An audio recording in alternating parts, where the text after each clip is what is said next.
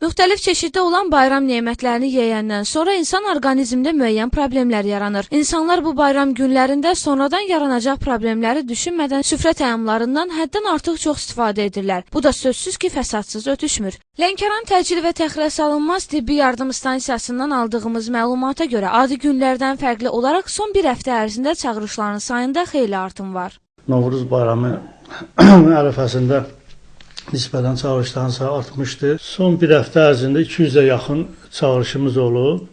Gün ərzində hesablasaq elə günlər olub 30-dan yuxarı olub, bəzən 30-dan aşağı olub. Əsasən ürək-damar sistemi xəstəlikləridir.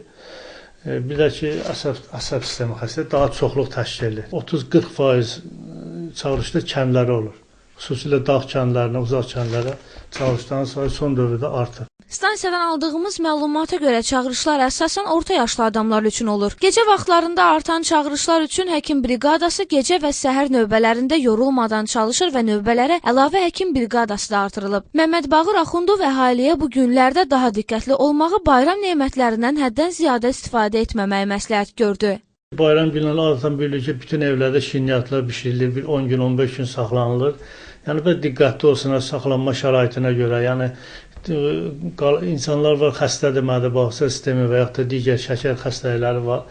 Yəni, bu şəkər xəstəliyi olan şəxslər nisbətən şirniyyatdan görə az istifadə eləsinlər və eyni zamanda qalmış şirniyyat məhsullarına diqqətli olsunlar. Məmməd Bağır Axundov bildirdi ki, normadan artıq şəkər qəbulu xüsusən mədə-altı vəziyyət ziyandır. Bu qidalar qan təzyiqinə mənfi təsir edir və bağırsaqlarda sorulma narahat gedir. Həkim bildirdi ki, bayramı sağlam başa vurmaq üçün yeyilən qidalara fikir verməli və yeməkdən sonra mümkün olduğu qədər çox hərəkət etməliyik.